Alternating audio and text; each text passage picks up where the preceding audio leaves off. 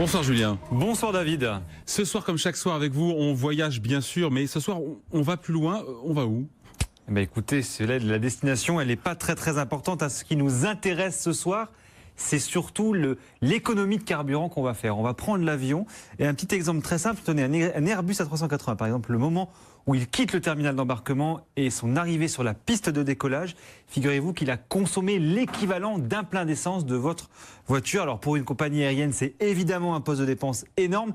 Et toute économie, elle est évidemment bonne à prendre. Et ça, notre green entrepreneur ce soir, il l'a bien compris. Bonsoir Alexandre Ferret. Bonsoir Julien. Merci d'être avec nous. Vous êtes le fondateur, le président d'Open Airlines et vous avez développé, vous, un logiciel qui va aller récolter des informations directement dans la boîte noire des avions. Qu'est-ce que vous allez faire avec ça? Oui, donc on a développé un logiciel qui s'appelle Skybrief, qui va utiliser toutes les données des boîtes noires, des données météo, des données du contrôle aérien. Et avec des algorithmes de big data, on va faire des préconisations aux compagnies aériennes qui leur permettent d'économiser 2 à 5% de leur consommation. Vous allez leur dire à quel moment ils pouvaient faire ou ils pourront faire, à la limite, voilà, des économies de kérosène. C'est ça l'idée? Exactement. On va, avec ces algorithmes, détecter ce qu'ils pouvaient faire dans la préparation de l'avion. Par exemple, en nettoyant des moteurs, à quelle fréquence ils peuvent économiser carburant. Dans la préparation du vol, les routes optimales en fonction de la météo, de l'encombrement, et dans le pilotage lui-même. C'est quoi les datas, c'est quoi les informations que vous analysez, que vous récupérez des boîtes noires et qui permettent d'avoir ce diagnostic-là? Donc un avion moderne aujourd'hui, ça génère des gigaoctets de données par vol, et on va regarder des centaines de paramètres par seconde de vol. La position de l'avion, l'altitude, la température, le régime moteur, etc. Qu'est-ce que le logiciel, il va dire après? Alors, le logiciel, il a fait des recommandations à différentes personnes, des gens au sol et aussi les pilotes qui vont avoir une application mobile. On s'adresse particulièrement aux pilotes, on peut le dire. C'est une de nos cibles principales, oui, tout à fait. Et pour le coup, quand vous dites qu'on s'adresse aux pilotes, c'est un système qui est embarqué dans l'avion? Non, c'est un système qui aujourd'hui fait de l'analyse après vol et qui leur permet de préparer leur vol lors du briefing, débriefing. Alors, j'allais dire, c'est quoi les écueils, entre guillemets, pour pas dire erreur, évidemment, c'est quoi les écueils réguliers des pilotes? C'est quoi finalement les conseils, les recommandations qui reviennent le plus à partir de vos logiciels vers ces pilotes? Alors, c'est un terme que j'utiliserai pas, je les respecte beaucoup, mais il y a des habitudes qui n'ont pas toujours. Par exemple, une habitude assez ancienne, une fois qu'on atterrit, on utilise l'inverseur de poussée, le réacteur qui permet de freiner.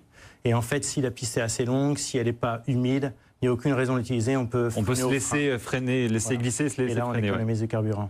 Vous le disiez, il y a aussi, alors ça je l'ai appris en préparant cette émission, mais il y a aussi la possibilité de faire donc le roulage, donc le moment où on va sur la piste de décollage, avec un seul moteur, un seul réacteur. Oui, tout à fait. Le roulage, une fois que le réacteur a refroidi, une fois qu'on a atterri, une fois qu'il a refroidi suffisamment, on peut couper un des deux réacteurs et continuer le roulage avec un seul moteur. Et dans ce cas-là, on va économiser du carburant.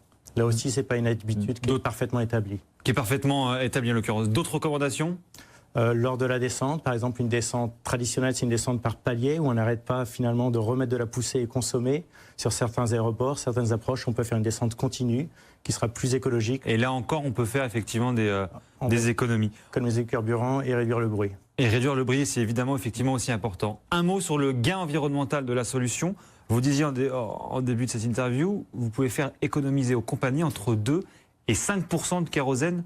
Ça représente quoi? Ça représente combien? On a du mal à se figurer. Parce que nous, on se dirait entre 2 et 5% de notre plein de voiture. Bon, c'est pas non plus incroyable. Non, pour une compagnie, c'est énorme. Pour une compagnie, c'est énorme parce que le carburant, ça représente 30% de leur coût. Un exemple, on a une compagnie low cost aux Philippines qui opère 40 avions, Cebu Pacific. Et cette année, ils sont en train d'économiser 20 millions d'euros. 20 millions d'euros par an? Voilà, pour 40 avions. Donc, ce qui fait peu ou prou 500 000 euros par avion par an. 500 000 euros par avion. À quel moment est-ce qu'on consomme le plus? Alors, ça dépend si c'est un vol long courrier ou moyen courrier. Mais évidemment, les phases de montée et la phase de descente aussi sont des phases qui consomment beaucoup. Alors, vous vendez votre solution aux compagnies aériennes, évidemment. Une question très simple, mais est-ce qu'il n'y a pas un risque? On le voit dans l'actualité en ce moment avec Air France, c'est tout trouvé en l'occurrence. Est-ce qu'il n'y a pas un risque quand même de regain de conflit social, on peut dire ça comme ça, ou de tension dans l'entreprise quand vous allez voir une direction d'entreprise de compagnie aérienne et qu'elles disent non mais moi je vais jamais imposer ça à mes pilotes, déjà que j'ai des problèmes sociaux à régler, il y a quand même une notion un peu de flicage, de surveillance. Alors c'est pas comme ça qu'en général on le présente. J'imagine vous le vendez autrement. Oui, tout à fait. Alors évidemment il y a des moments où c'est pas opportun, en ce moment ça va être difficile peut-être. Vous l'avez vendu à Air France en l'occurrence? On attend le bon moment. Et eux aussi peut-être. Mais par contre, on l'a vendu à Transavia et Hop, qui sont des filiales d'Air France. Et les pilotes, en fait, adorent la solution. Ils en sont très contents. Vos clients les plus réguliers, c'est ceux qui la plus grosse typologie de clients, c'est quoi? C'est des compagnies low cost en l'occurrence? Voilà, on est très fort sur les compagnies low cost. On en a en Europe, Transavia, Volotea, dans le Golfe, Air Arabia, Fly Dubai, en Asie, Cebu Pacific. En un mot, le retour sur investissement?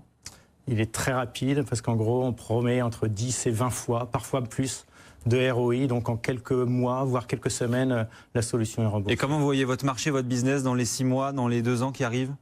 Donc aujourd'hui, on a un marché mondial, évidemment. On a 28 compagnies et on veut tripler ce chiffre, arriver à plus de 80 compagnies dans les 3 ans et puis commencer à développer de nouveaux produits. Bon, et bon, on suivra ça. En tout cas, merci beaucoup Alexandre Ferret, le fondateur, le président d'Open Airlines dans Green Reflex tous les soirs sur BFM Business. Allez, merci Julien. Vous restez